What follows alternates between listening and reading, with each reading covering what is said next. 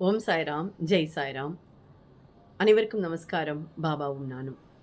Actually போன பதிவில் கேட்டோன்னே நிறைய பேர் என்ன சொன்னாங்க, இப்படியெல்லாம் ஒரு சர்ப்ரைஸ் எனக்கு நடந்திருந்தா எப்படி இருந்திருக்குன்னு கேட்டேன்ல. நான் சொல்லிட்டேன் அதையும். ஆனால் பேரெல்லாம் நான் சொல்ல விரும்பலை. நன்னா தான் இருக்கும். பட் நமக்கு அந்த தேவை இருக்கா அப்படிங்கிறது சுவாமி பார்ப்பார்ல. நமக்கு எது தேவைங்கிறது சுவாமிக்கு தெரியும் தானே. அதை விட முக்கியமான சிலது இருந்ததுன்னா அதை தான் நம்மளுக்கு சுவாமி நடத்தி தருவார். பணம்ங்கிறதெல்லாம் ஒரு விதத்தில் நான் சொன்ன மாதிரி தான் சாயி. அது செலவாயிடுச்சுன்னா அவ்வளோதான். ஆனால் நம்மளுக்கு சுவாமியோட அனுகிரகங்கிறது எப்பவும் எப்பவும் வேணும் நமக்கு இல்லையா? அதனால் சுவாமியோட அனுகிரகத்தை பாருங்கோ, கிடைக்கணும்னு வேண்டிங்கோ. கண்டிப்பாக மற்றதெல்லாம் தானாக நிறைவேறிடுங்கிறதுல எனக்கு பரிபூர்ண நம்பிக்கை இருக்குது. சரியா?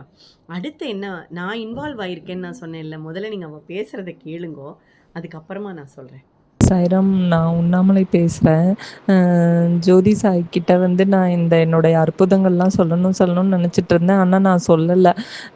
பாபா எப்போ நினைக்கிறாரோ அப்போ தானே நம்மளுடைய அந்த அற்புதத்தை சொல்ல முடியும். இந்த அமௌண்ட்டு எனக்கு கிடைக்கிறதுக்கு முன்னாடி ஒரு 1 வீக்கா வந்து எனக்கு பயங்கர கவலை.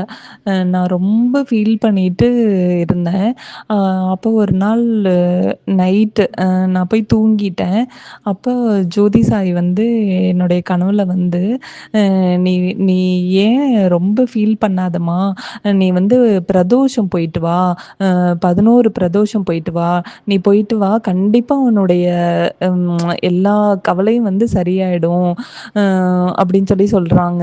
அ எ ஜோதி சாய் நான் அதுக்கப்புறம் எனக்கு "நீ கண்டிப்பா போ." என்னை தட்டி குடுத்து சொல்றாங்க. "நீ 11 பிரதோஷம் போயிட்டு வா. உன்னுடைய கவலை எல்லாமே சரியாயிடும்." அப்படின்னு சொல்றாங்க. ஓகே. எனக்கு அதுக்கப்புறம் என்ன நடந்துச்சுன்னா, அப்படியே தூங்கிட்டேன். எனக்கு அடுத்த நாள் வந்து கொஞ்ச நேரத்துக்கு ஞாபகத்துக்கே வரல. அப்புறம் கொஞ்ச நேரத்துக்கு அப்புறம் தான் எனக்கு இந்த மாரி ஜோதி சாய் என்னோட கனவுல வந்து 11 பிரதோஷம் போ சொன்னாங்களே. சரி நம்ம அவங்களுக்கு கால் பண்ணி கேட்டுறலாம் அப்படின்ட்டு நான் அவங்களுக்கு அது நடந்து நான் 4 டேஸ் கழிச்சு தான் நான் அவங்களுக்கு அதாவது மார்ச் 1 வந்ததுல பிரதோஷம். அந்த அன்னைக்கு தான் எனக்கு மொத நாள் நைட்டு தான் என்னோட கனவுல இருந்து சொன்னாங்க. நான் 4 நாள் கழிச்சு தான் அவங்களுக்கு கால் பண்ணி கேட்டேன். இந்த மாரி "சாயி, நீங்க என்னோட கனவுல வந்து 11 பிரதோஷம் போயிட்டு வா. உனக்கு எல்லாமே சரியாகும்." அப்படின்னு சொல்லி சொன்னீங்க. அப்படின்னு சொல்லி சொன்னேன். அவங்க வந்து பாபா தான் வந்து சொல்ல வச்சிருக்கிறாரு அப்படின்னு சொல்லி சொன்னாங்க. எனக்கு அது ரொம்ப சந்தோஷமா இருந்துச்சு. ஜோதி சாய், உங்களுக்கும் ரொம்ப ரொம்ப தேங்க்ஸ். இது நடந்த அ அ அதுக்கப்புறம் எனக்கு அமௌண்ட் கிடைச்சது.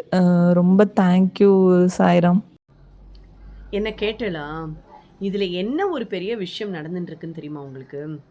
சுவாமி முதல்ல அவ சொல்லும்போது, நான் எதுக்கு போய் இவாளை எழுப்பணுங்கிறது தான் எனக்கு தோணித்து ஃபர்ஸ்ட்டு. ஏன்னா, இவ என்கிட்ட பேசும்போது அவளுக்கு சுவாமி வந்து குடுத்த உத்தரவு என்னன்னா, ஆம், பிரதோஷத்துக்கு போகணும்னு சொல்லி 11 வாரம் போகணும்னு சொல்லி உத்தரவு குடுத்துருக்காரு. ஆனா, எனக்கு நிஜமாவே சொல்றேன் சாயி, சத்தியமா ப்ராமிஸா, அவர் வந்து உத்தரவு குடுத்துட்டு போனாருன்னா, யாருக்கு என்ன உத்தரவு குடுத்தாருனாலாம் எனக்கு சத்தியமா ஞாபகம் இருக்காது. ஓப்பனாவே சொல்றேன். அதுவும் மாரி இன்னொரு விஷயமும் இருக்கு பாருங்கோ. நான் இத சொல்லும்போது கூட சிலவ சொல்லுவா, "நீங்க தானே சாயி சொன்னேள்." நான் தான் சாயி சொல்றேன். ஆனா நானே பல தடவ சுவாமிட்ட கேட்டுருக்கேன். என்ன தெரியுமா? "சாயி இத நீங்க சொல்றேளா? நான் சொல்றேனா? எனக்கே ஒண்ணும் புரியலன்னு" சில சில சமயம் நான் கேட்டுருக்கேன். ஆனா ஒவ்வொரு தடவையும் அவர் அத வந்து நிரூபிச்சிருக்காரு. எப்படின்னா, "நான் தான் சொல்றேன்." அப்படின்னு சொல்லி. ஏன்னா, ஒரு குழப்பமான மனநிலை இருக்கும் சாய். என்னதான் இருந்தாலும் நம்ம மனுஷா தான். கரெக்ட்டா? நம்ம ஒரு விதத்திலயும் தப்பு பண்ணிடக்கூடாது அப்படிங்கிறதுல நான் ரொம்ப, ரொம்ப, ரொம்ப கான்ஷியஸா இருக்கிறனால, என்னையே நான் நெறைய கேள்விகள் கேட்டுப்பேன். அதுக்கெல்லாம் ஒவ்வொருத்தரும் வந்து, "இது நீங்க சொல்லி இது நடந்ததுன்னு" சொல்லும்போது தான் எனக்கு தெரியும், அது அவர் வந்து சொல்லியிருக்காருன்னு. எனக்கு மறந்தே போயிடும். ஏன்னா, அவர் பேசிட்டு அவர் போயிடுவார். அவ என்ன சொன்னோம், ஏது சொன்னேன்னு எனக்கு நிஜமாவே ஞாபகம் இருக்காது. அவ என்கிட்ட வந்து சொன்னா, பிரதோஷத்தன்னைக்கு வந்து நான் அவள போயி, "இன்னைக்கு நீங்க பிரதோஷத்துக்கு போணும்னு சொல்லி எழுப்புறதுங்கிறது, நான் எதுக்கு போய் உங்கள எழுப்பணும்னு?" நான் அவள்ட்ட கேட்டேன். இப்படியே தான் கேட்டேன். "நான் எதுக்கு உங்கள வந்து எழுப்பணும்?" அப்படின்னு கேட்டேன். எனக்கே ஞாபகம் இருக்காது சம்டைம்ஸ் சாயி.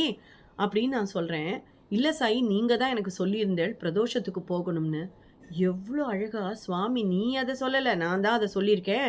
அதனால நானே போய் அவள எழுப்பிக்கிறேன். ஞாபகப்படுத்துறதுக்காக உன் ஃபேஸ கொண்டு போய் குடுக்குறேன்னு" சொல்லி குடுத்துருக்கார். எப்படி இருக்கு பாருங்க சாயி. எனக்கு ரொம்ப அதிசயமா இருந்தது. எவ்ளோ அழகா காய் நகர்த்துறது பாருங்க. நம்மலாம் ஒரு காயின வச்சுட்டு செஸ்ல விளையாடுவோம். இவர் நம்மள சர்வசாதாரணமா வந்து எல்லாரையுமே பொம்மையாக்கி வச்சுன்னு விளையாடுற மாதிரி இருக்கும். அவர் சொல்றது, செய்யறதெல்லாம் பார்க்கும்போது. எப்படி இவ்ளோ கால்குலேட்டிவா அவர் வந்து நம்மளுக்கு கரெக்ட்டா ஒரு விஷயத்த குடுக்குறாருன்னு, நிஜமா நான் அற்புதப்படுறேன் சாயி. ஒவ்வொரு தடவையும் எனக்கு ரொம்ப அற்புதமா இருக்கு இதெல்லாம் பார்க்கும்போது. இப்படியெல்லாம் பண்ண முடியுமா? அப்படின்னு. ஒவ்வொருத்தரையும் போய் அவ செய்ய வேண்டியது, நீ செய்ய வேண்டியது இது, நீ செய்ய வேண்டியது இது.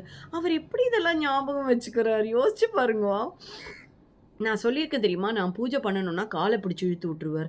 கரெக்ட்டா 3 மணிக்கெல்லாம் அலாரம் வச்சு என்னமோ நான் எந்திரிக்கிற மாரி பொடக்குன்னு என்ன எழுப்பி விட்டுடுவார். நான் சொல்லியிருக்கேன் தெரியுமா? அந்த மாரி அவளுக்கு போய் இந்த பிரதோஷத்தன்னைக்கு நீ பண்ணணும்னு சொல்லி, அவளுக்கு போய் கனவுல சொல்லியிருக்காரு.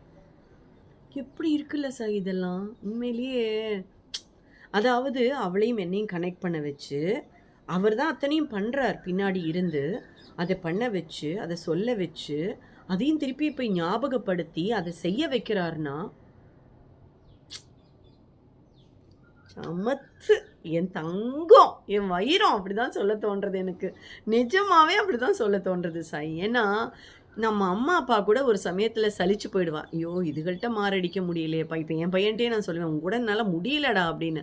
ஒரு நேரம் இல்லன்னா, ஒரு நேரம் போடாப்பா அப்படின்னு சொல்லி விட்டுற தோன்றது. ஆனா, சுவாமி அப்படி இல்ல பாருங்கோ.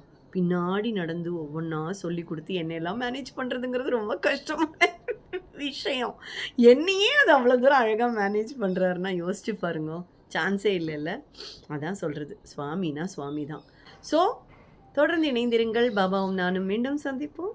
ஓம் சாய்ராம். ஜெய் சாய்ராம்.